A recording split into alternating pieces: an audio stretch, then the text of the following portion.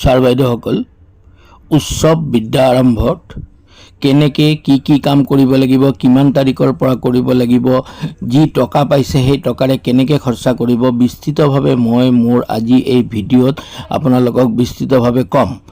এই ভিডিঅ'টো মই বনাই আছোঁ, বহুত স্কুলৰ পৰা মোক অনুৰোধ কৰিছে, সেই মৰ্মে মই এই ভিডিঅ'টো বনাই আছোঁ।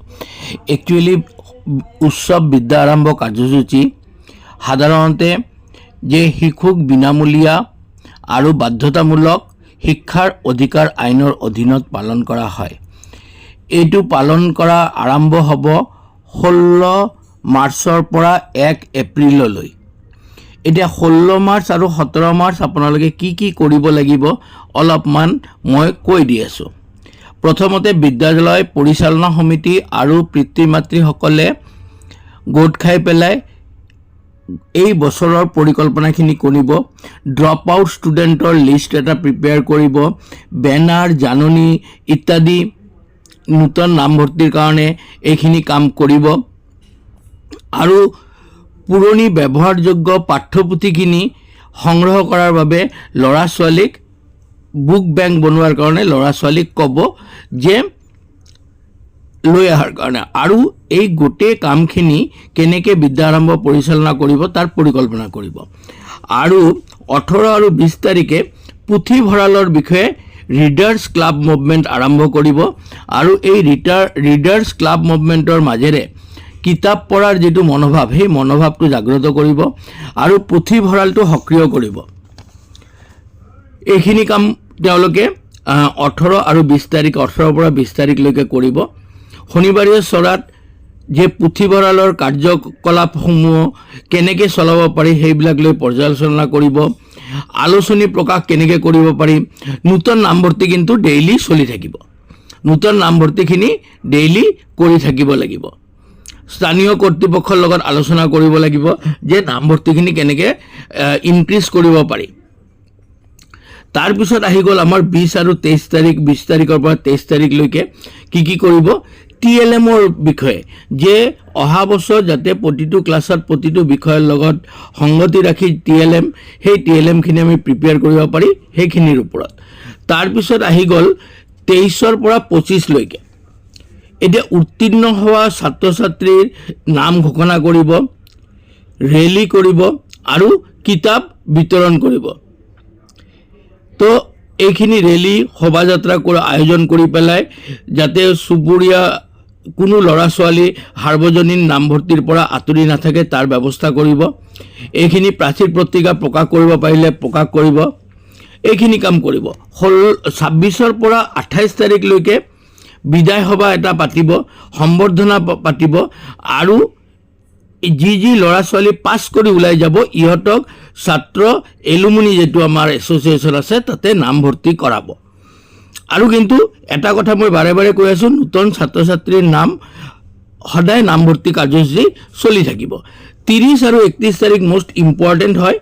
স্কুল পৰিষ্কাৰ পৰিচ্ছন্ন কৰিব, ৱাল মেগাজিন অ'পেন কৰিব, সৃষ্টিশীল কাম কাজৰ প্ৰতি ল'ৰা ছোৱালীক আগ্ৰহ বৃদ্ধি কৰাব, তাতে মাতৃগোটক ইনভলভ কৰিব, SMCক ইনভলভ কৰিব পৰিষ্কাৰ পৰিচ্ছন্নতা কৰাৰ কাৰণে।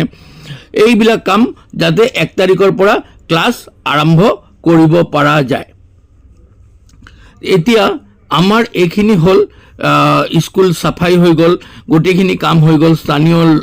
এতিয়া 1 এপ্ৰিলত কি কৰা হ'ব, 1 এপ্ৰিলত যেতিয়া আমাৰ স্কুল আৰম্ভ হ'ব, তো এতিয়া আমাৰ সক্ৰিয় ছাত্ৰ ছাত্ৰী যে ইক' ক্লাবটো ফৰ্ম কৰিব।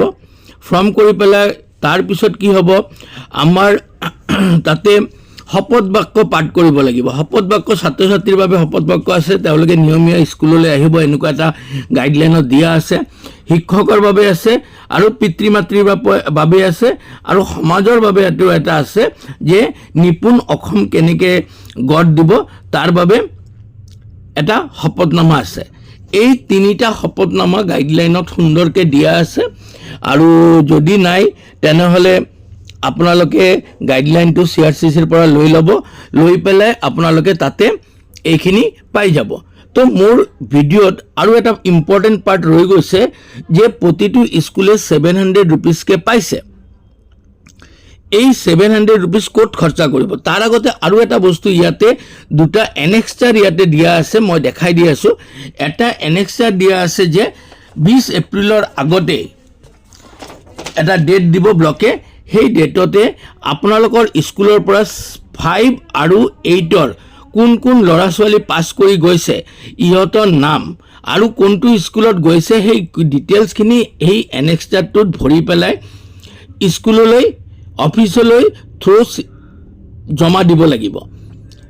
তো ইয়াতে এইটো এটা এনেক্সাৰ। আৰু এটা এনেক্সাৰ হ'ল 6 আৰু 9ত কোন কোন ল'ৰা ছোৱালী এডমিশ্যন লৈছে আপোনাৰ স্কুলত, সেইখিনিও এটা লিষ্ট কৰি পেলাই আপোনালোকে জমা দিব লাগিব। আৰু এতিয়া মই মূল কথা এটা লৈ আহোঁ। 700 rupees যে পাইছে, সেই 700 rupees আপোনালোকে ক'ত কেনেকৈ খৰচা কৰিব। প্ৰথমতে চাওক, এই অৰ্ডাৰটোত স্পষ্টকৈ লিখা আছে যে ক'ত কেনেকৈ 700 rupees খৰচা কৰিব। ফাৰ্ষ্ট অফ অল এই ফাণ্ডটো আপোনালোকে চাই লওক ইয়াতে যে এই fund will be utilize by the স্কুলে এইটো খৰচা কৰিব। কিহৰ কাৰণে? Banner, felicitation of the class topper, প্ৰতিটো ক্লাছৰ যিজন টপাৰ ষ্টুডেণ্ট তেওঁক ফেলিচিটেট কৰাৰ কাৰণে, আৰু বিভিন্ন কাৰ্যক্ৰমণিকা যি এই মাটি চাকি ইত্যাদি কিনিবলৈ লাগিব তাতে খৰচা কৰিব পাৰিব। আশা কৰিছোঁ এই ভিডিঅ'টো আপোনালোকক হেল্প কৰিব। যদি হেল্প কৰে আন স্কুললৈ শ্বেয়াৰ কৰিব। ধন্যবাদ থাকিল। ধন্যবাদ।